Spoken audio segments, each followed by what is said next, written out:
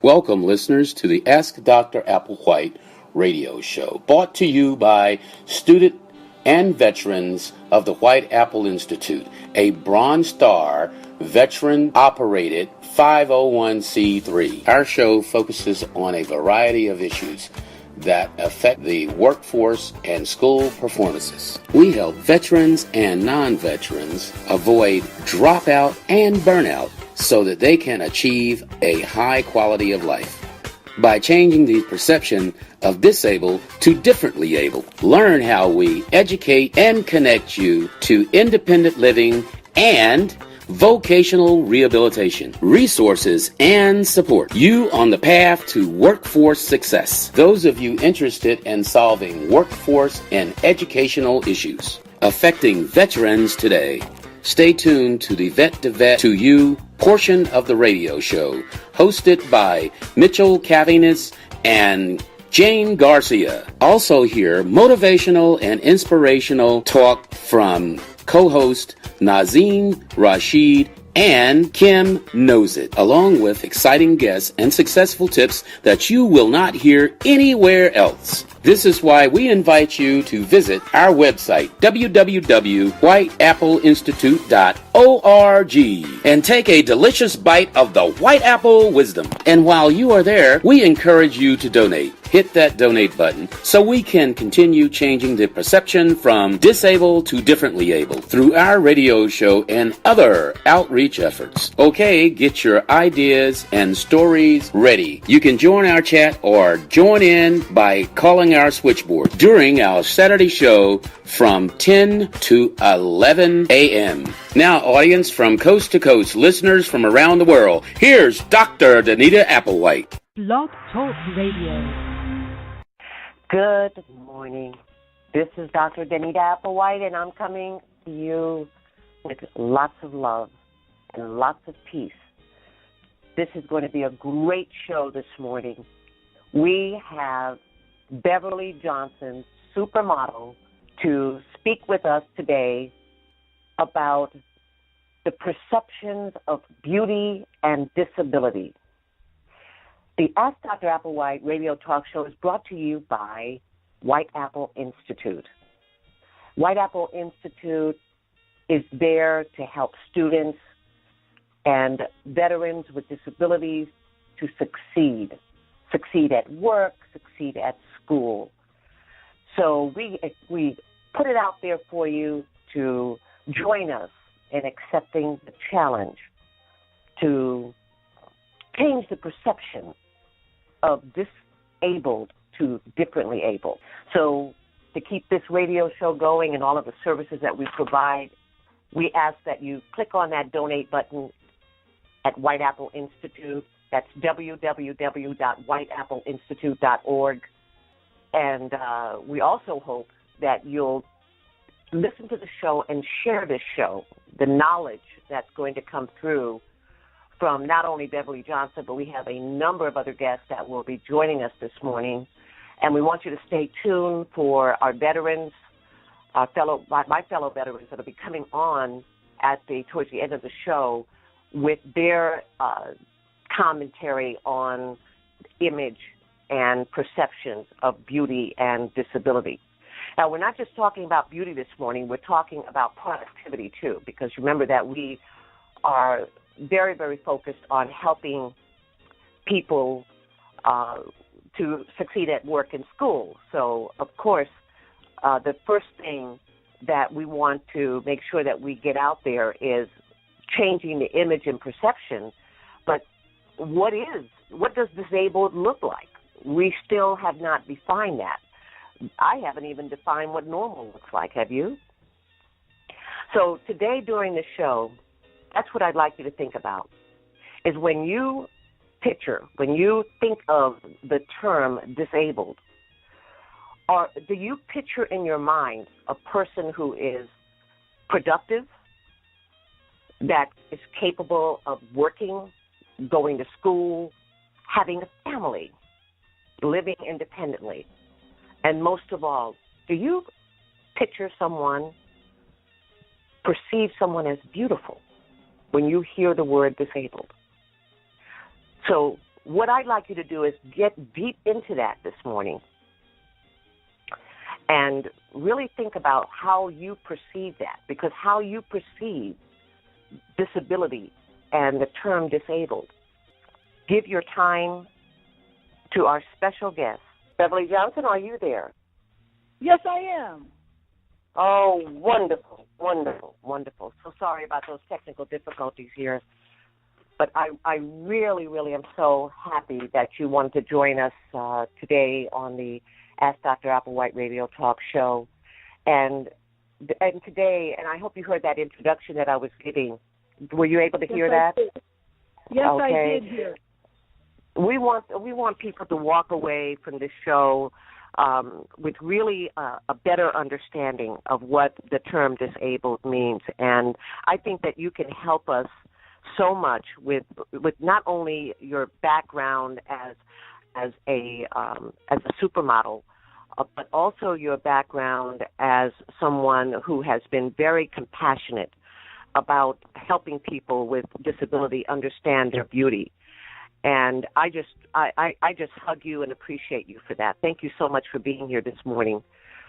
Can you tell us a little bit about your background as I know you have a video out there that talks a little bit about your childhood and how you came up, but what really pushed you into looking at yourself and saying, okay, I'm a beautiful person, and I can actually become this model?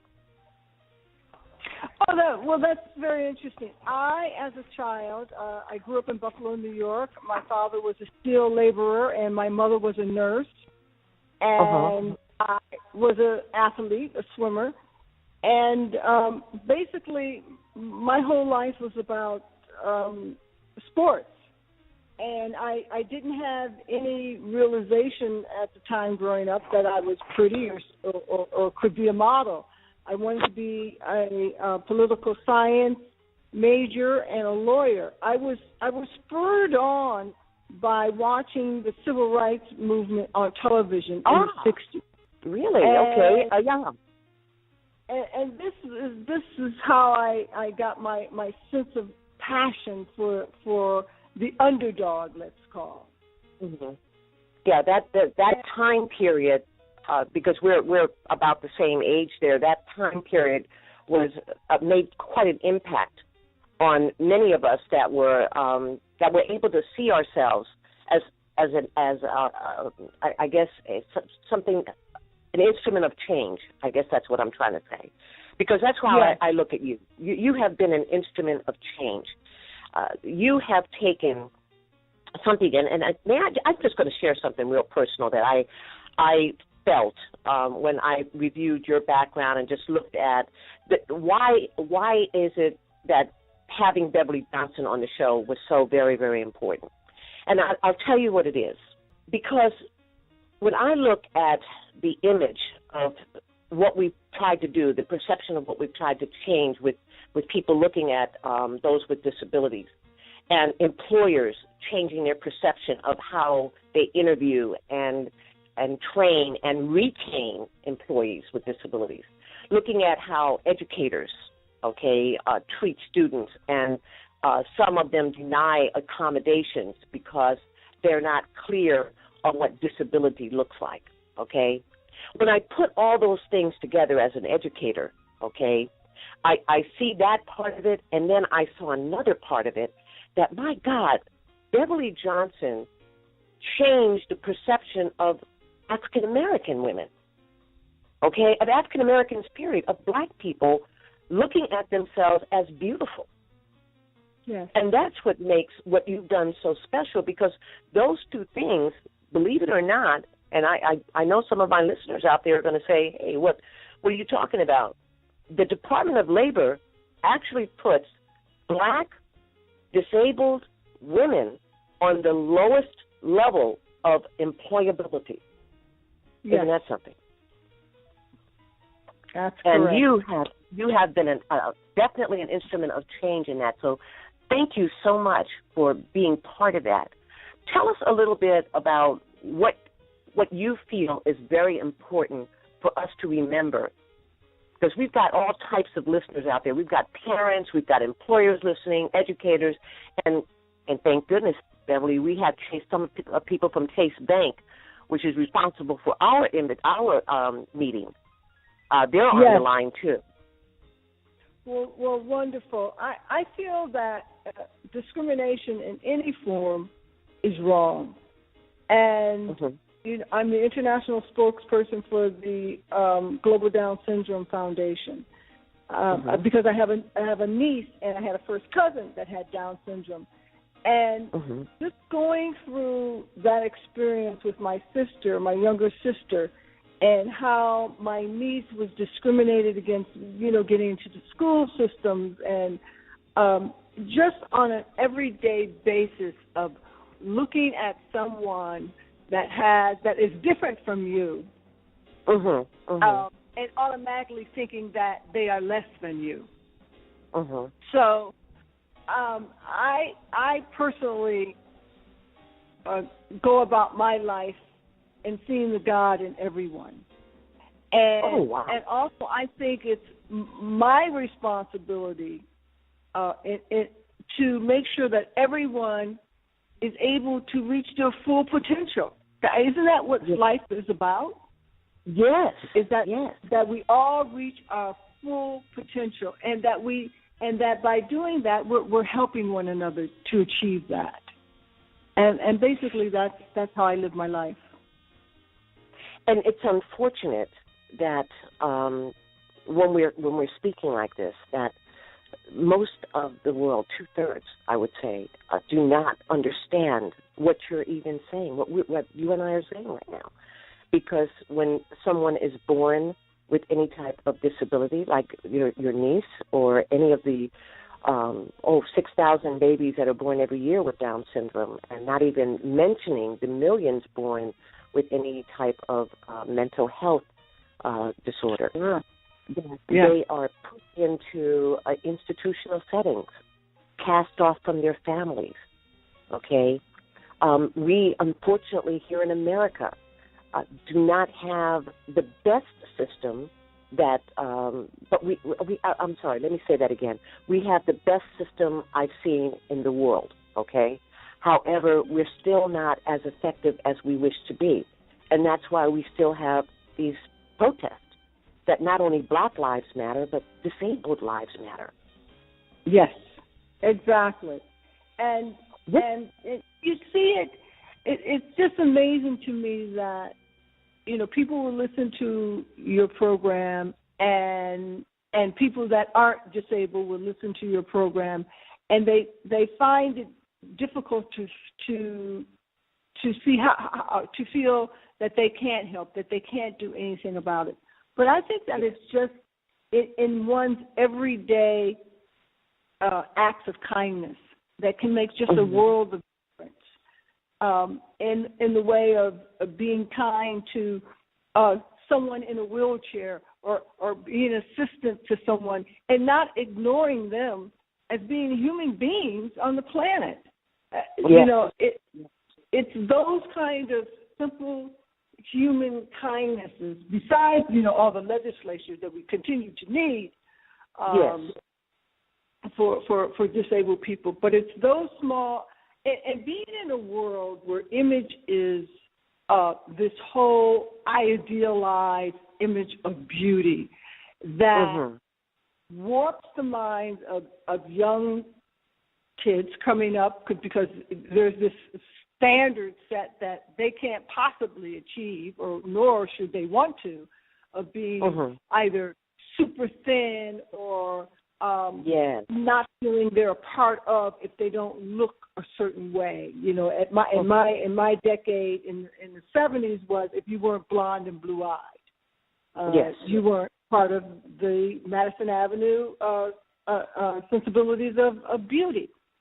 And now it's if you're not 90 pounds and super thin, that so it's very. I always say that it's really important that we are very conscious of the images that we put out there, and that we become an inclusive society and be respectful of diversity, as opposed to just having one standard of beauty.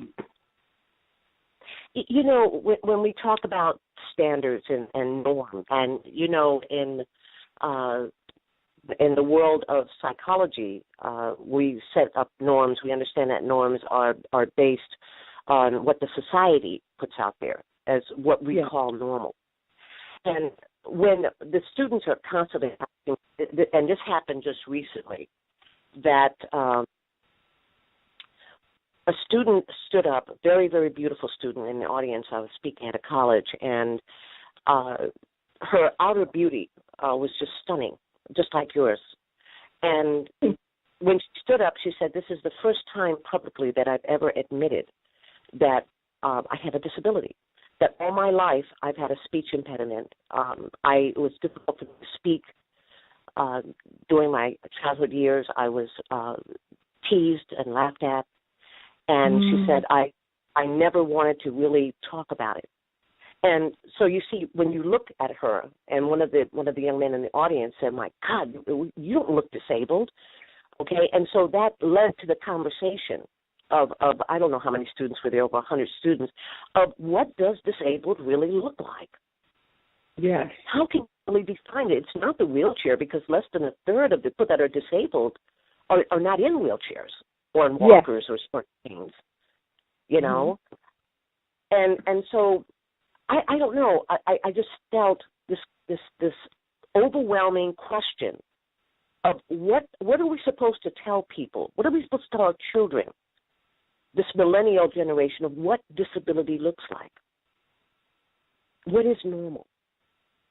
Well, you know, I think that basically, you know, we're all children of God. And, and we are all children of God, whether it's the very elderly that are being shunned and mistreated, or all of the other disabilities. I think that, you know, we really have to respect each other as human beings, and you know, and to look further, you know, at people's souls as opposed to some kind of exterior being, or a being that is different. Sometimes I think they're different than us, you know, not so much disabled, but you know, different. And you said something a moment ago. I'm sorry. Go ahead. Yes. No. I was just saying that, you know, we always look for the differences, and we never look for what we all have in common. And you know, we all have in common that we want to live a life of health and happiness and love for our friends and family. So we basically have so much more in common than we do being different from one another. That's extremely good point. And when you know what I like that you spoke about a moment ago is that image of God, you know, without any religious undertones or overtones. I think basically everyone can agree that there's something that's very special within all of us. That's a commonality that you just mentioned, okay? And if we ignore what this outer costume is, okay, because that's what we put so much emphasis in, don't you think, Beverly? We put so much emphasis on what we look like on the outside instead of being in touch with that inside. And I tell you, working with the most severely so-called disabled people in institutional settings, and I have still found that image of God. I have still found that exchange of love when you go beyond the outer costume. Have you found that too? Oh, absolutely. I mean, I remember as a model, because, you know, as a model, and I started very young, I was 18 years old. You know, I was on my way to college and went to college for a year, and then it took this turn where this opportunity presented itself. I mean, someone said you made $75 an hour. My father didn't make $75 a week. So for me, it was something that I could not look a gift horse in the mouth and just turn my nose up at it. I thought that it was worth investigating. And so I did that. And I did that with the same passion that I would have done any job. I like to think that, I researched it. I studied, the designers, the photographers. Because I didn't know what this whole big deal was about, being a model. So I really invested myself in a way and into that career. And then there came a moment, because it's very all about the physical being, the not eating, and they're not, that results in bulimia and anorexia. But everything became so exterior, and I literally found myself, waking up one day and being emotionally stunted, meaning that I had grown as a woman, and now I'm in my 20s, but emotionally and spiritually, I was still that of a 17, 18-year-old girl. And I realized that because of my friend, my best friend back home, who was in her 20s, who had the house and the family and the job, and she's dealing with things, and I'm like, holy, and I had to make a conscious effort to stop that. Now I'm looking on the inside of Beverly. I felt like I had a lot of catching up to do. And basically, I went on that journey. I went on that journey to find out about my roots, who I was, where I came from, my history, my parents, and also to reconnect with that spiritual side, which I've always had all my life, but ignored for many years, chasing this quest of perfection. It's interesting when you use that word reconnect and reconnecting with ourselves, because we have one of our board members, Nazim Rashid, wrote a book on Reconnected, and it really helps us to understand. We use a lot of that in our curriculum to understand more about changing perception and image within ourselves. And that's the most important thing, I think. When I would like to hear from you about how we can change the perceptions of employers, of corporations, of educational institutions, to make it a more welcoming atmosphere. But before you answer that, I just want to make sure our listeners understand, too, that we cannot change anyone's perception. We say change, but what we're doing is encouraging them to change their own perceptions. Because we can't do anything. Even Dr. Martin Luther King said that. You can have the laws, but you can't change the hearts. You know what I mean? Right. And so we have to work on changing the way we look at ourselves, okay? Because we don't look at ourselves as valuable. You use that word, the value. If we don't look at ourselves as beautiful, then we cannot expect anyone else to look at us that way. So that first starts with us. And then secondly, we start to impact employers. So tell me for a moment, I shared a story with you about a woman who had a daughter with Down syndrome, and the family was very supportive, and it sounds like you've been very supportive to your niece and other people. But when they go out in the real world, it changes because people don't look at them the same way. How do you deal with your niece? Well, you try to, for instance, I try to. We're going to a conference, a Down syndrome conference in Arizona, and my niece is flying in, and I'm speaking at this conference. And so I think it's really important to be with people of like minds and like issues, so that one doesn't feel that they are all alone, because they're not. And I think that gives her a sense of, hey, I'm not alone. There are people that are dealing with this the same way I am, and look how they're managing, and so that they have their role models that they look up to. I think that's very important. And I think that on a personal basis is one of the reasons why I really love The Voice, that television show, The Voice, so much. Mm-hmm. Yes. Because the judges aren't able to see who's singing. So they cannot judge. I didn't realize that. They look. No, their backs are to the singer, to the contestant. And okay. They can only turn around by what they hear. Not what they see, not how they're acting, not how they look, but what they hear. And it's really interesting when they turn around and they have this sense of discovery. And then that's what we all need to have, is a sense of discovery about ourselves and also about other people. Yes. And so I think that those are qualities that I think could help, is a sense of discovery and a sense of people being with people that are like them and how they are handling the challenges. Well, one of the things I hope in the future is that what you're bringing to us today, in closure, because I know that you have an appointment this morning. And if you can stay on the line a little longer, that's great, because the switchboard is lit up, and there's a lot of people that have many, many questions. But many of them, because I know you're going to come back and join us again, right? Yes, I will. I would love to come back and join you. It's a fascinating conversation, I must say.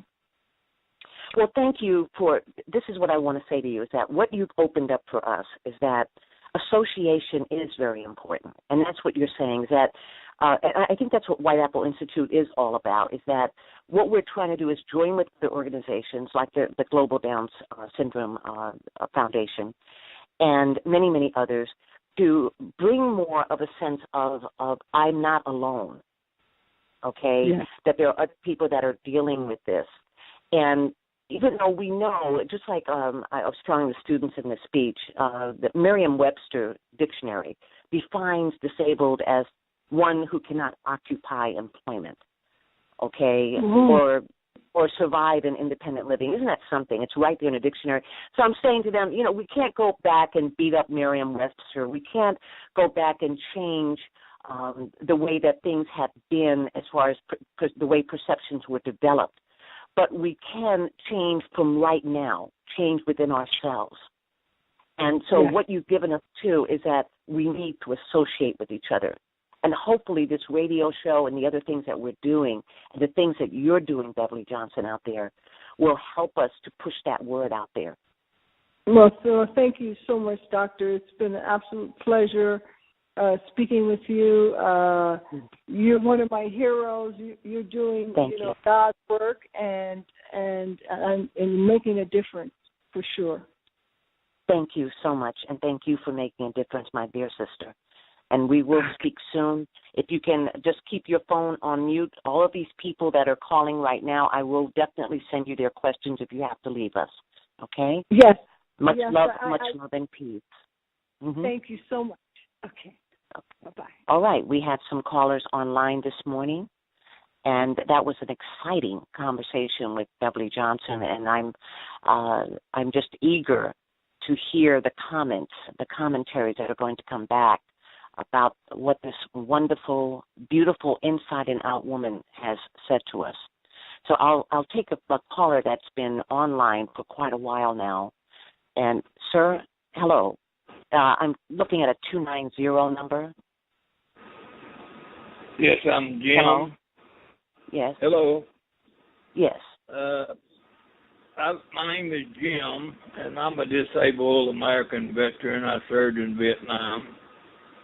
And what I think today, the big problem is that people don't really understand what disability really is. Everybody, I think, is disabled in some way.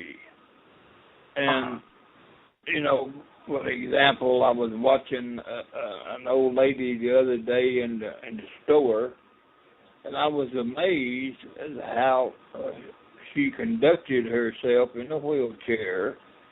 She was able to do her shopping and get along just great. But being a disabled person myself, I realize when I first wake up in the morning the challenges that I'm going to have doing the simple things in life. So as far as I'm concerned, when I see a disabled person, I see one of God's truly beautiful people, because they have adapted to our society in such a way that they're able to get along. And they have the same wants and dislikes and likes that a normal person has, but they have the challenge of change. That's the reason why I always like the challenge of change, because in the society we have to be willing to change. Well, one of the things that I'm really happy about that you said, sir, is that when you it seems like you've come to a point where you're looking at yourself first as someone who has to feel beautiful, to feel good.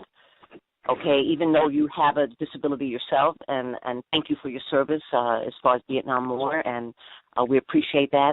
But what we're getting at today is what you just said, is that when we look at each other, whether the disability is physical or mental or non-visible, okay, because a lot of people don't have those crutches and wheelchairs, okay, is that you're appreciating their value. Thank you so much for calling in. Stay on the line, sir, because if there's any other questions or comments that you want to make, press that 1 key again, and I'll come back to you. We have another caller online. It looks like a 363 number. Good morning. Yes, good morning. Good morning, Dr. Apple. Good morning, everyone. What do you want to ask? Yes, can you hear me? Yes, I can. Yes, I just want to say what a wonderful lady that spoke, Ms. Beverly Johnson, and I think it's so beautiful, some of the insights she has given us, and the most important thing, I guess, it seems to be that we have to develop this respect for our fellow human beings, no matter who they are.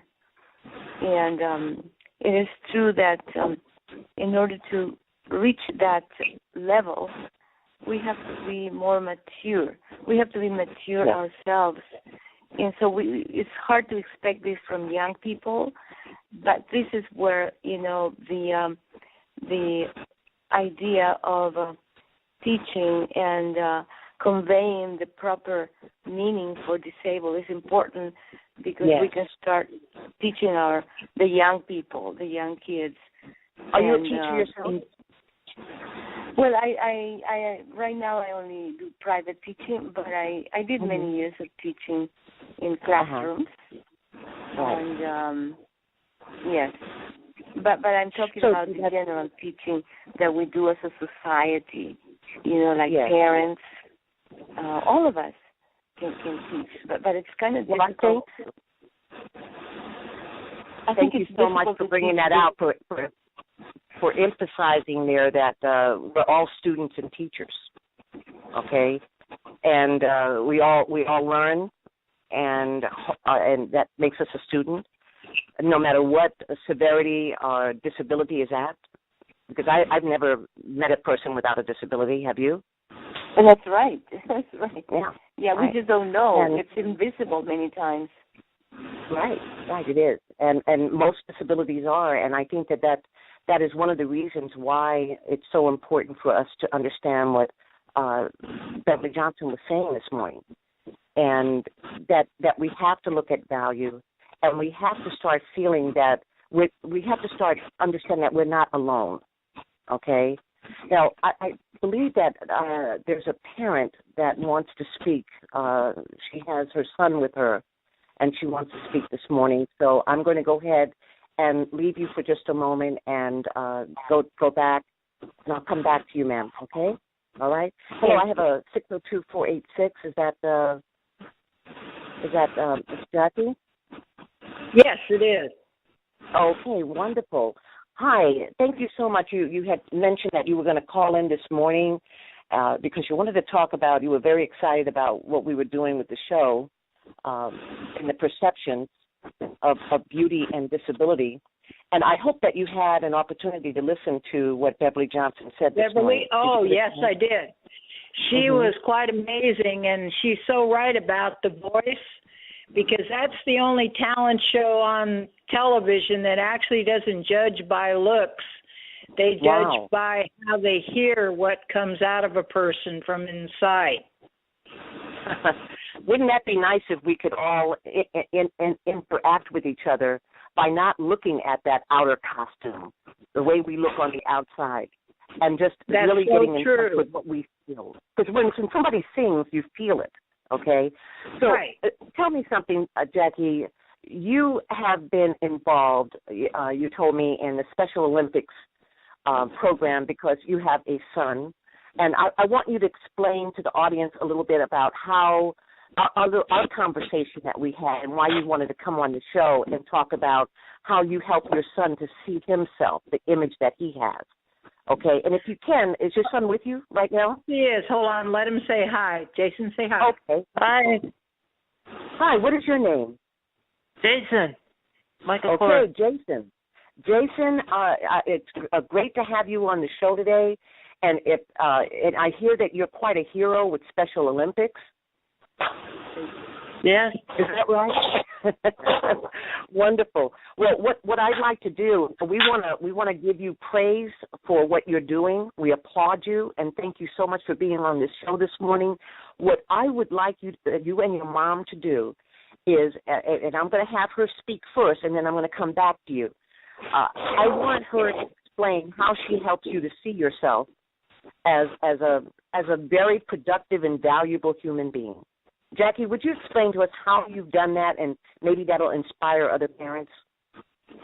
Sure. I've had a son who's been ADD and mildly autistic all his life, and as he was growing up, he was looked down upon by so-called normal people, which I don't see normal people in this world anymore. And I have mentored my son through the years to think the best of himself and to focus on the good of himself and how he can excel because of his disabilities. He's not physically disabled. He has a mental problem. But the mental problem slows him down from getting a, so-called normal job. And as we all know, once you say you're disabled and you apply for a job, they look at you in a strange manner. They don't look at you what your qualifications really can be.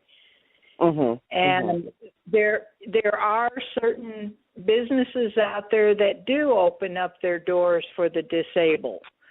And I applaud them because they help people like my son be able to get a job and feel good about himself and excel about himself as well. Yes. But even if you have done everything that you can do, as we were talking about with Beverly Johnson, the parent that says, I've done everything that I can do to help my daughter to know how beautiful she is, inside and out. However, when she goes out in society, society sends her a different message.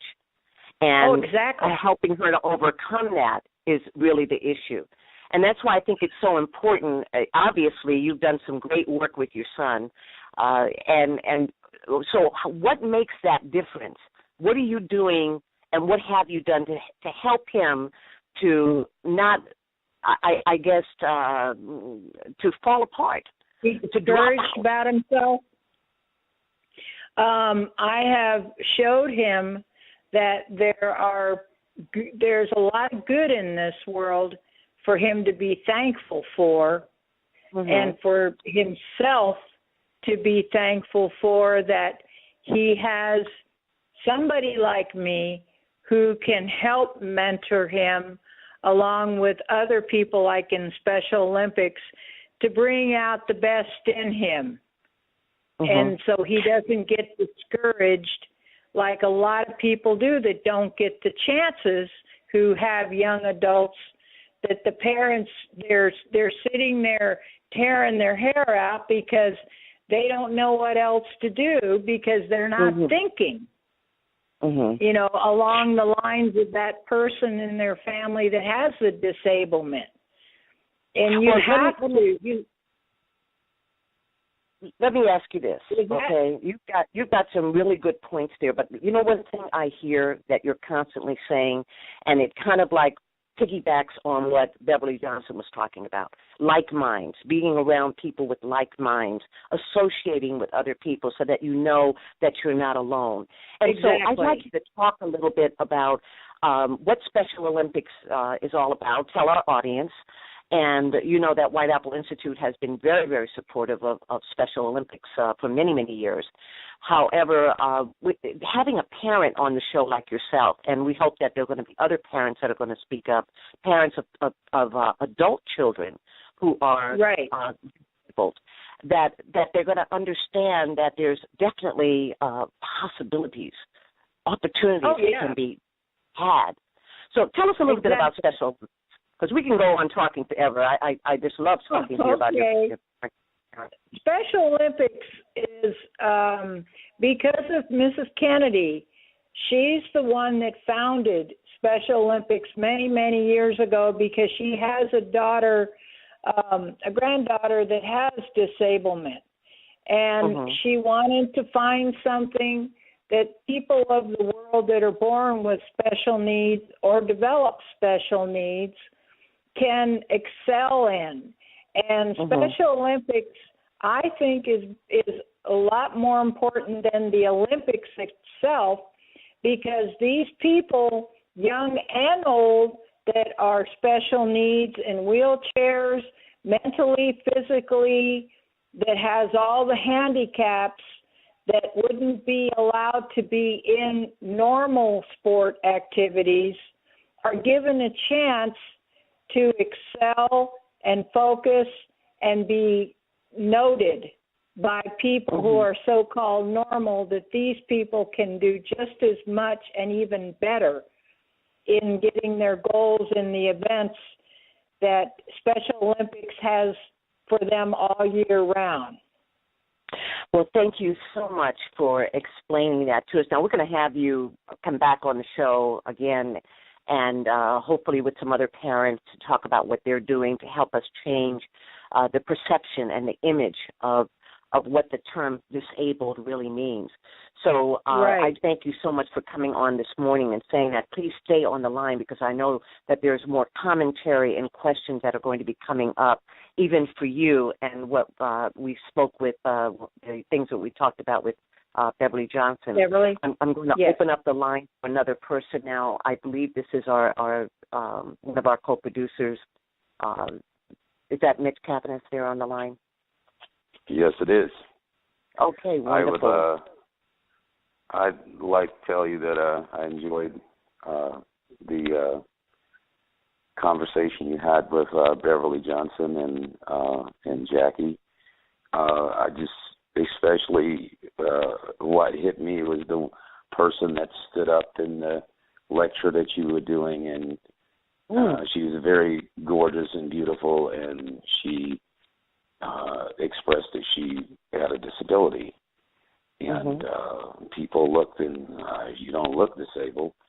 And I have always, like you and Beverly Johnson and Jackie were stating, my kids, the only person that they've known all their life has been disabled. From the time they were born, I've been disabled. So my sensitivity towards teaching them how to react to people who are different than them has been an education for me also. And I'd just like to say that it's like the other lady was speaking, I think it's Maria, is that who it was? Okay. We have to, as a society. The only way that things change from, like you were saying about Beverly Johnson, she instituted a change in society on how they looked at beauty in America. She was the first black supermodel in Vogue and the one over in Europe, and she's accomplished a lot. And the perception was, when I was growing up, I grew up in the South, and the perception was if you were black, you were ugly. You know, as the way it was portrayed. We weren't on TV, we weren't in magazines, and she changed the perception. So, thank you. Moving forward, this is how we as a society have to start looking at people with disabilities or different abilities. It's because you could look at me and say, my friends' kids used to come over and say, "Oh, your father don't look disabled," and that was my opportunity to teach them, and they have in turn went out and taught others about disabilities. It's not what you look like, because like what Jim was saying, we all have disabilities, whether it's learning disabilities, speech impediment. I like to say to people who call me disabled, I'd like to reverse it and call them disabled, because there's things that I can do that they can't do. I love that. I say, you know, I'm an artist. I'm a sculptor, and I'm legally blind. And as far as categorizing, I am one step from being in a wheelchair. So, but I don't look it. So I like to tell people, I'm an artist. Can you create a piece of art from an inanimate object? And they tell me no. And I tell them very poignantly, well, then you are creatively disabled. So I like to put the shoe on the other foot, other than to let people see that, well, you know, now look how disabled looks. Look at yourself and see how disabled look. We all have some limitation. We all have some impediment, but like the other lady was saying, it's not always seen. Sometimes it's invisible. And I look at my friends who are dealing with PTSD and post-traumatic stress syndrome, and because you're a they don't veteran look. yourself. That's what Correct. They don't look disabled. Right. But you can't look at I look at the inner self of a person. I don't look at the outer self. I was at the gas station yesterday, and I happened to see a gentleman with veteran plates on his car. I went over, I spoke with him, and I told him to call in to the radio show this morning because he and I share a kinship. Neither one of us looked disabled. We actually looked at each other and started laughing. And he says, "You know what I'm thinking, right?" I said, "Yeah, I know what you're thinking." I says, "But you know what? This is great because we have to start looking at each other as what do you possess that is positive instead of looking at a person with Down syndrome." Because I've had people in my family with Down syndrome, and we did not exclude, we included them in everything we did. So I've grown up with... Go ahead. Just close that up. I've grown up with people with all different types of disabilities. And all I'm saying is, with society, the only way that society will change is we have to be the teachers. We have to be students of life and not look at people as I'm better than you because I got this and I got that and I don't have this ability and you do. We have to look at everybody in a more positive sense, like Beverly Johnson was saying and as you were saying. We are all children of God. Yes, yes. And it comes down to mutual respect. Yes. The bottom line, too, is that it was so interesting, the story that you gave us about the gas station and two people looking at each other, because we find so many times that people have that handicap parking sticker on their car and their license plate, and they get out of the car and people look at them and say, you know, they don't look disabled. Why are they parking there? They don't know whether or not that person has any kind of heart problem or visual problem or hearing. They don't know what's going on with that individual. Everybody's got a story. And so I really appreciate you bringing that out, and hopefully we can increase the sensitivity in those areas. Another thing that I thought was real important is to talk for a moment about something that I teach in the self-rehabilitation program, and that is that everyone comes in with ability, some kind of ability. For every single cell in our body has an ability. However, when we look at ability and then we look at the dis that happens, the DIS, okay, the dis in our abilities means that there's one of our abilities or more that are not working on the same level as everything else. And it's just as simple as going down a highway and having to take a detour in life. When we have different abilities that we can't express the way that we wish, one of the things that happens is that we have to take a detour. And that's what changing the perception of disabled to differently abled is all about.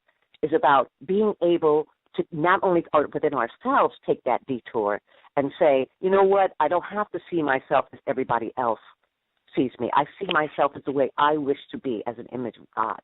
And then go out in the world and share that and encourage other people to do the same.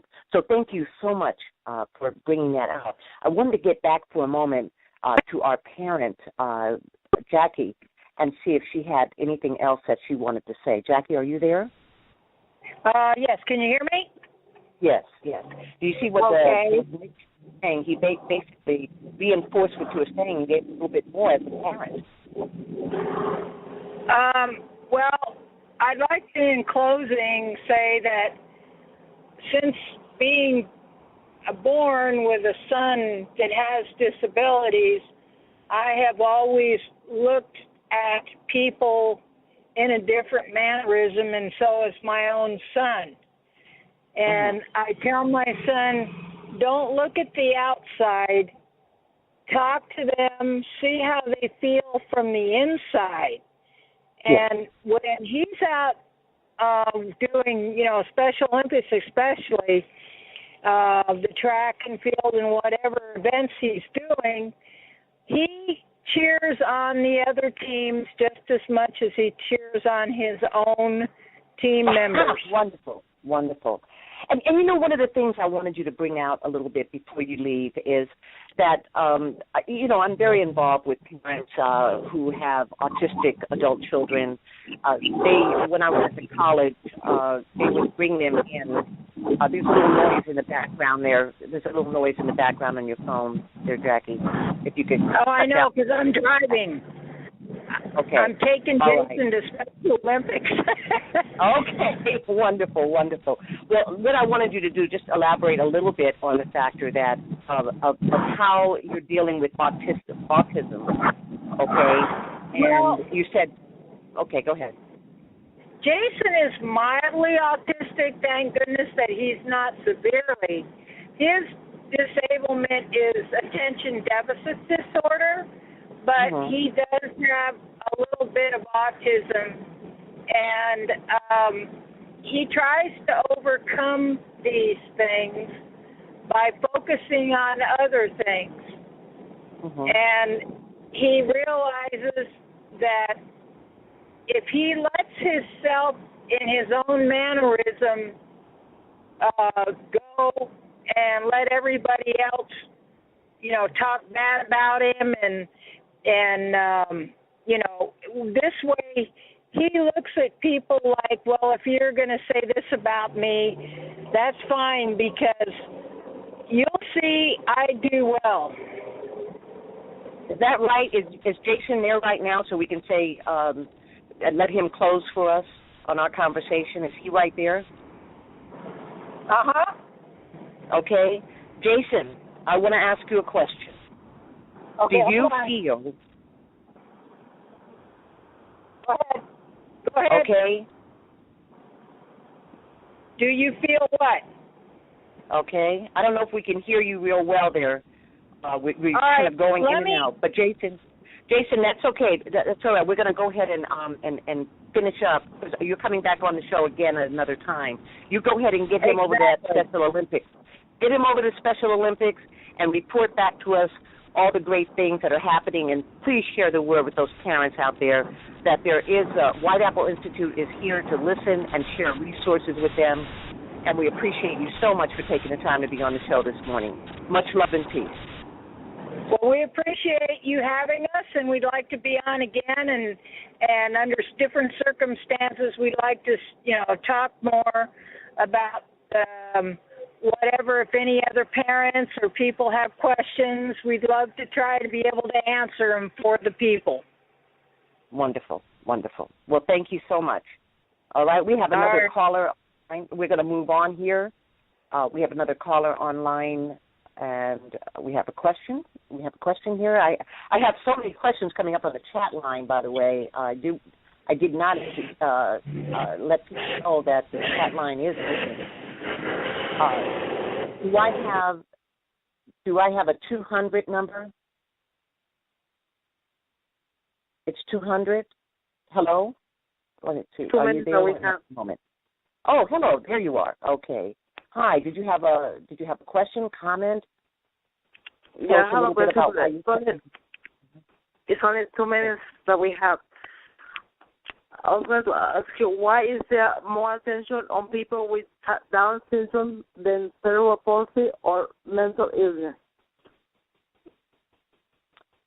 Okay, let me see if I understand what you're saying. You're saying, okay, I got it. You're saying, why is there such a more attention on Down syndrome than mental illness? Yeah, right. Okay, and that's a valid question. That's a valid question. And I have to say, I got to be down to earth with you. It's money. Okay. Depending on who's involved in what. If you go back, Jerry Lewis was involved with muscular dystrophy because his son had MD. You find that when the money comes in, that there's more attention to that particular disability. And we certainly wish, ma'am, that because we're dealing with Mental Health Awareness Month. This is May, okay, and the NAMI, N-A-M-I, the National Alliance for Mental Illness, is putting on a number of events to help people understand more about mental health. But in saying all of that, there's millions that are affected by mental health disorders, okay, where we're talking 6,000 a year for people with Down syndrome. So the numbers don't match. However, I do want to let you know that your question is good. Your question is good, but there is a reality, and the reality is that where there's more money, there's more emphasis, and so there's nothing we can do to change that. But can I give you this in closing with you? Can I give you this? That it's up to you to make it important. Okay. It's up to the person who has, I think you mentioned cerebral palsy. It's up to them, up to that individual to say, I have value, okay, and I will do something to make change happen. And just by you making the call this morning to even ask that question is a move in the direction of how we can change the perception of not only employers but educators, our society as a whole. Does that help you a little bit? Yeah, thank you. Okay. Anything else you want to say there? Okay. Well, you just hold on, and I hope that I answered your question with reality. You can always count on Dr. Applewhite to do that, okay? We thank you so much, all of the listeners and the people that have called into the switchboard this morning. We just ask that you continue to support us at whiteappleinstitute.org. Your donation is definitely needed to keep this radio broadcast going. We're a nonprofit organization. All of our staff is volunteer. There is no profit made. We just look at how we can get companies and educators, educational institutions out there to understand that we're here to help them make a more comfortable environment, a more culturally sensitive environment to those with non-visible and visible disabilities. So we ask that you spread the word out there. Go on your social media, Facebook, or whatever you have to go on, and spread the word and share this show, okay? Any questions about that, just go ahead and contact us at whiteappleinstitute.org. We're going to continue on with the show. We've got a lot of exciting stuff that's going to come up in a moment. We have a few guests that are going to come on as veterans and talk about what they're doing with their organization and their feelings about the perceptions of beauty and disability. We have one caller online here. Let's see. I'm sorry. Before we get to that. Hello. Is this Lenora? Lenora Arnold? Yes. Okay. Hi, Lenora Arnold. The reason why I called on you right now is because I wanted you to talk. I know that you came on this morning and you wanted to share something with us about the legal aspect of disability. And we appreciate you very much. What did you want to share with us this morning before we get into our veteran conversation? Well, I would like to share that this is the month of the Mental Awareness Act, and also that, and then within this mission, we're able to help people, to let them know that they're not alone, and that there is a source to everything that we try to accomplish here. And this is what I'm here. Now, you are helping us with the show. You volunteer to do a number of things with the show, and you have brought us into a really good relationship with the Epilepsy Foundation, I believe. Would you tell us a little bit about what's going on with the Epilepsy Foundation, what your feelings are about that, the issues of epilepsy, and how we can change the perception of how people feel about that? You know, I guess I'm trying to say, Lenora, do you feel beautiful? Well, being beautiful is something that's within a person. I do agree. And a lot of times people, they just look at the outside of a person and never think that they have an issue or a problem. But, you know, being out in the public, like myself, at all times, I do have an issue. But no one could ever see it unless I had a seizure disorder of some sort at the time or the moment. But they said I would have never had thought that you have this problem. And I was just saying with them, you know, with the epilepsy center here that I've been, you know, attending to, that we do have our lives to attend and what we want to do. And what I have achieved through this problem is going to law school. I went to the legal school. I went through tons of different cases and things with people, but I would never let my disability tell me that I can't do anything. Wonderful, wonderful. However, you know that in the world, even in America, okay, but definitely in other parts of the world, to have epilepsy, one of the, I guess we'll have to say the most misunderstood disability, one of the most misunderstood, is because it's many people associate it, unfortunately, with demonism and they have to do, even right now, in 2015, believe it or not, there are people actually doing exorcisms because someone has a seizure disorder in different countries. This is the information I get in because I'm very involved in international disability issues. But you've overcome it. you've overcome the stereotype, it seems, of people look at you and you know that you could have a seizure, okay? And I'm sure you say you're in medication. Well, how do you do that? Talk to us a little bit about that. Well, I also every day, of course, I go through my prayers and things, but also asking God to be with me, to protect me, to help me as I move on with this life that I have. Of course, this beautiful life that He has given to me. I mean, a lot of people think, oh, how beautiful is that because you have a health issue? Well, the health issue is not the only thing in your life. And God opened your eyes to see that. You have positive things of your life that you can attend to. And these positive things is what's to make you stronger to deal with your disability. However, there was a time, and I remember that in our conversations, and I'm hoping that other people listening to the show, especially some of the corporations and institutional settings out there, will listen to what you're saying. There was a time when you were reluctant to even talk about seizure disorder because of the stereotype that was out there. And how did I can say, well, how did White Apple Institute help you? But how did overall, how did you come about changing your perception? Well, I came about a change in my perception to let myself know that I am capable of doing something. And what I'm capable of doing, I love reading and I love law. And I went to law school, and that just caught my attention right there. And I stuck with that to work with it with the best that I have, at dealing with it.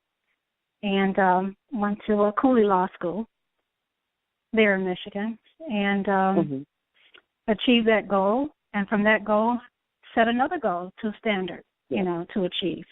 And so by me doing that at a positive way and seeing that I'm capable is to move on and to help someone else also to see that they can achieve that goal. So in closing, Lenora, what would you tell an individual listening right now who is in the workforce and trying to go to school at the same time and with a family, and they have a seizure disorder, and they're ready to drop out? They're ready to just say, forget it, because they've had so many seizures on the job that the employer is even concerned about them. What kind of inspiration can we give them? Well, we do have our ups and downs, and one thing is that when you do see a down thing on a person, is to not disgrade them from everything that they're trying to achieve. That if we are to continue at what we do, even though we do face these things on time to time on a daily basis, when we go out there, that people, you may be belittled, be down. When a person in law seen me have a seizure, and they didn't want to really talk that much anymore. Why? Because they were afraid. They were afraid. And by them being afraid to let them know, I just, tell them, just an individual just like anyone else who probably would have a heart attack, or a person that will, have some other type of disability or health problem, health issue. But I can't sit up there and X them out of everything. Well, thank you so much for sharing your story, okay? And I can't express enough the positive image that you display for as if you will, going out into the world and being able to openly discuss seizure disorders and how and the factor that you look at yourself as a beautiful person, and you certainly are. Okay, as Carol, thank you. You are beautiful in so many ways. Thank you for being part of the show. This also is the celebration of Americans with Disabilities Act. I know you've been working on some things. You've got your paralegal certifications, and you've been helping some of our students with understanding the laws. Yes. That's a very important thing. Thank you so much for that. Anything you want to add about the Americans with Disabilities Act? Well, yeah, the thing is to stay strong and keep moving forward. We certainly have done that, okay? We certainly have done that. We're continuing to change the laws, okay? And that's great. We've changed the legislation. However, changing the hearts, changing the perceptions is going to have to start with us, changing the image so that when a person is faced with, okay, the label of disabled, that they learn to turn that around, change their own personal perception of disabled to differently abled, and that they're able to go out into the world, associate with others, as Beverly Johnson was bringing out, and make change happen there. But let us not forget that whatever laws there are, as Martin Luther King has said to it, Dr. Martin Luther King said, you can have the laws on the books, but changing the hearts is a whole different story. So let's continue, and thank you for your work of continuing the effort to change hearts, change perceptions, and change images. So without further ado, we're going to get into our vet-to-vet portion of the show. We have some guests that may be showing up, some announcements we want to make. Mitch Cavanis, our veteran co-producer of the Vet-to-Vet Talk, are you there? Hello? Hi there. Yes. Yes, some great things we want to share today. Yes, I'd like to just give this opportunity for everyone, if you would grab a pen and paper. This is your opportunity to get down some information that might be applicable to you. Today is the Welcome Home Vietnam Veterans Day for those. Yes. Yes. And I think there is there's an event happening at Wesley Bowling Plaza, downtown Phoenix, and if you, or throughout the United States, if you check on your computer for Welcome Home Vietnam Veterans Day, they will give you an address to where you can go and be a part of this event, because the Vietnam veterans were not welcomed back like the Iraqi and the Afghani vets. So for those who'd like to participate, please do, because we Vietnam vets can use a pat on the back and a welcome home. And I also have, I think there's a guest that's waiting, 602-904. Are you still there?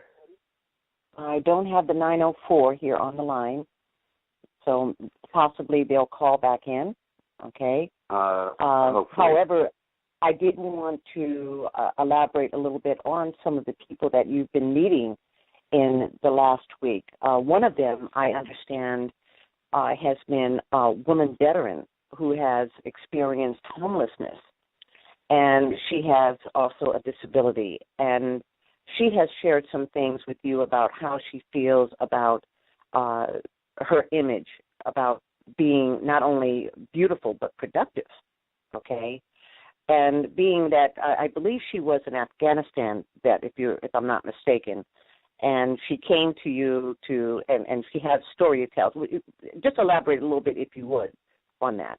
Well, she as you had mentioned, she had her difficulties when she got back here in the United States, when she got back what we call back into the world, back into society. But she has changed her whole perception around, her whole persona about how she feels about herself and how she feels about people with disabilities, period, and has moved on productively. And I think she was on, but she had some other issues that she had to deal with. Yeah, right. She had some other commitments, so she had to go ahead and drop off the call line. Well, hopefully she will come back on the show again. I also hope he's online this morning. A gentleman from Vets for Vets.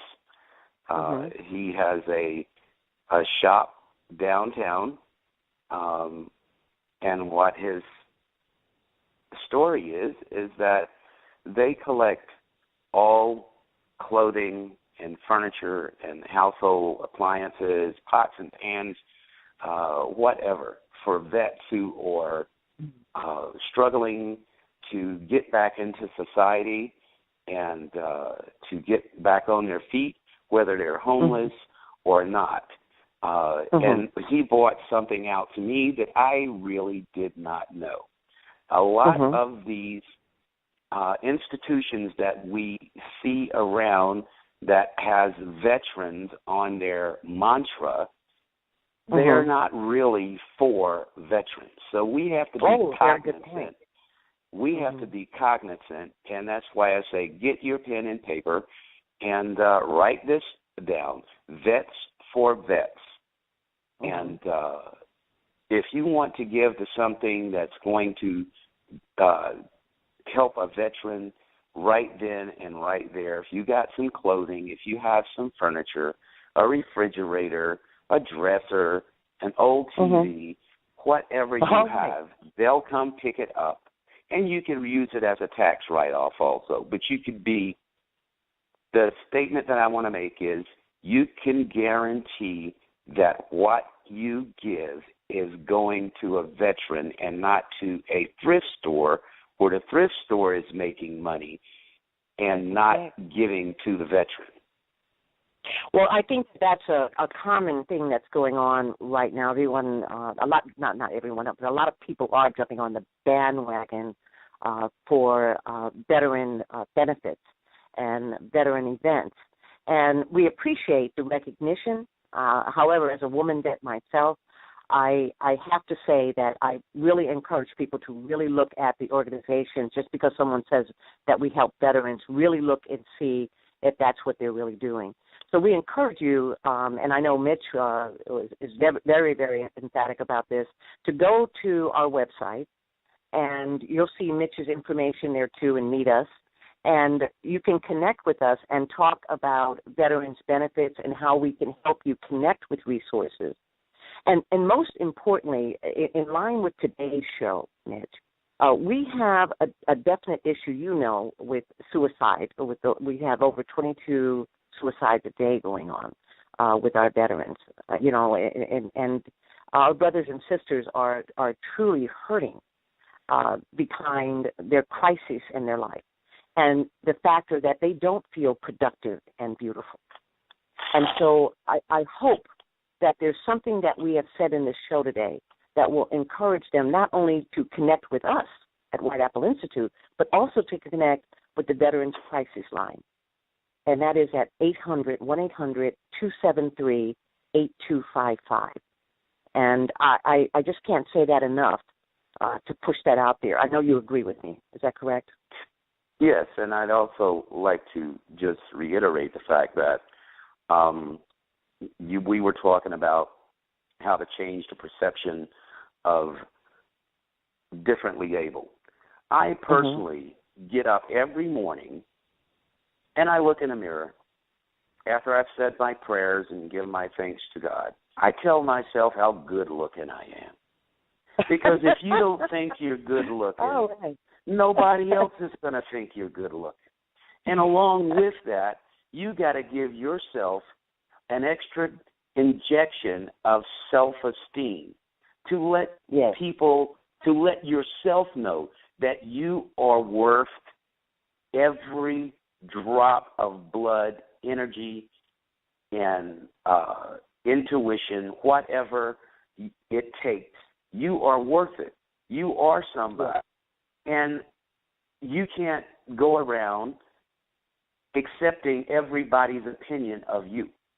You have to have a positive opinion of yourself. And that comes from within. And that's what I was trying to get across a little while ago, is when I was saying this positive energy, this positive image that I have of myself. I taught my kids about disability. I taught my kids, friends, how to accept people with disabilities, how to enjoy someone and be around them and not have to feel like you're walking on eggshells, because you don't want to feel like, oh, I'm hurting someone's feelings. We who are differently able, we have a tough skin. So I just wanted to bring that out and let everyone know that it starts from within. Yes, it does. That's where it starts. Yes, it does. And then that's the whole key.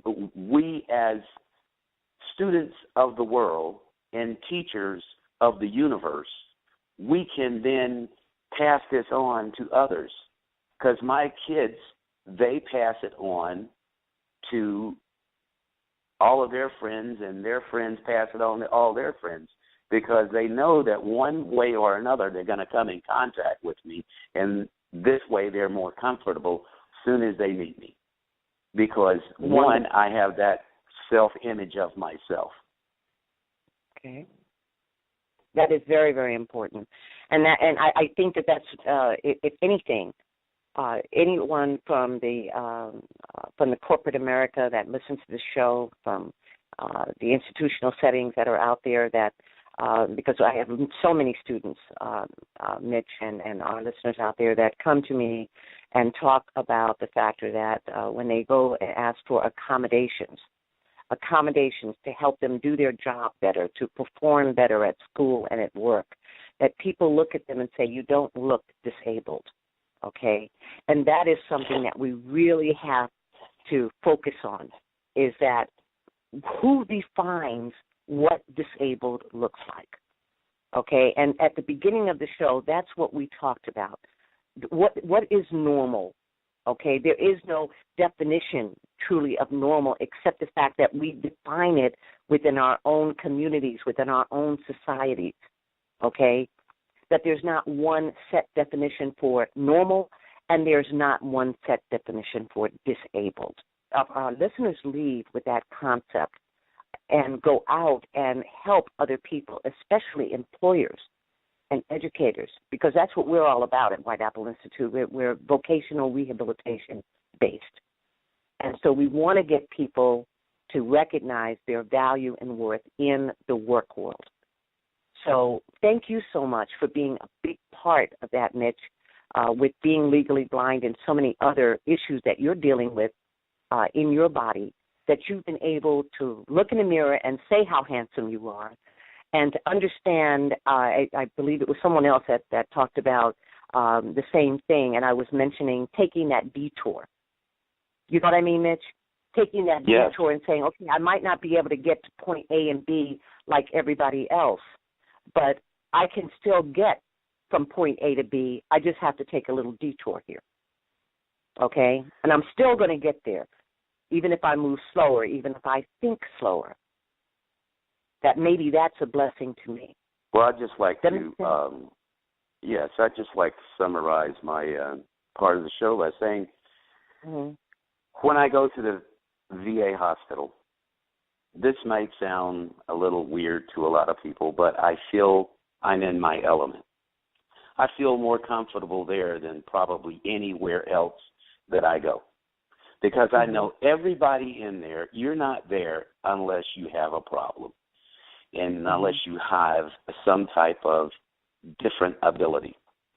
And I've met so many people at the Carl Hayton VA hospital, and we just sit and conversate with each other. And I've run into a lot of the Iraqi and Vietnam vets and Afghan vets, and who have post-traumatic stress.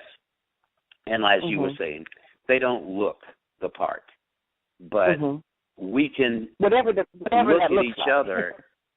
We can look at each other and know what the problem is because of our kinship, our connection, our brotherhood. And that's the way I feel that we all as a society should, as I stated before, come together and look at each other as we're all in the same boat. Whether I like what I heard someone say once before on the show. Whether you are differently able now, eventually you will be.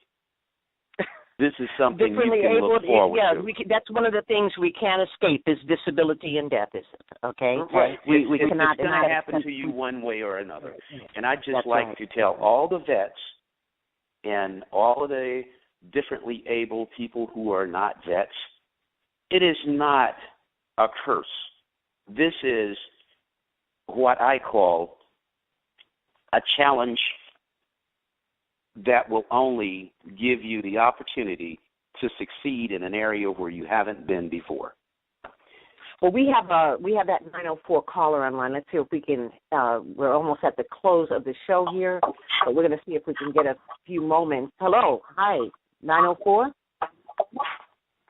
Hi. Hello? Good morning. Hi. Good morning. Morning. Hi. If you wish, you can say your name. I just appreciate you calling in this morning. We lost you my a name little while is Zenny. ago. Zenny, Yeah. thank you very much, Zenny. And you are a woman veteran, I understand. Yes. Okay, just like myself, we're your Army also. Yes. Yes. And I wanted to know something before, because our time is very short here, and I know that you had promised to be on the show today, and I know we had some technical difficulties, but we're going to have you come back on again. But what we talked about today, and I don't know if you had a chance to listen in, about the perceptions of beauty and disability. But one of the things that women veterans as a whole, we definitely need to encourage other women veterans to do, is to be able to look at ourselves in that mirror and be able to see a beautiful human being, no matter what level of disability that we're at. Do you agree with that? Oh, absolutely. And the lady you had on earlier today touched on having more of an inclusive attitude, and I totally agree with that. Mm-hmm. Anything that you would like to share as far as your own disability and how you can help other people to look at themselves and change their perception as we come to a close? Well, I believe that we all can be our own teacher, and I think that if you at least recognize that you need to be your own teacher, then you can proceed in doing that. But oftentimes, in the beginning, it's difficult to recognize. Would you elaborate a little bit more on how you've been able to overcome and go forward in your life? Absolutely. I guess one of the, just like when I was communicating with Mitchell and he wanted to give me information over the phone, I had to text him and tell him that if I write it down on paper, I'm going to lose it. And sure enough, I had written it down, but I lost the paper. So I have to recognize my blind spots, and thankfully Mitchell had texted me the information. So that's a prime example of just understanding your own blind spots. Yeah, and the detours that you have to make in this life. We thank you so much, Jenny, for coming on the show this morning. We need to hear more from you. We know you have a lot to share. We wish much love and peace to all of our listeners out there, and thank you, Chase Bank, for introducing Beverly Johnson to White Apple Institute and joining us in the challenge to change the perception of disabled to differently abled. So without further ado, we close our show this morning with just a short meditation of saying thank you so much with Wes Ricks, another veteran who has brought us some beautiful music just to close with. I thank you for helping us to influence others to change their perception.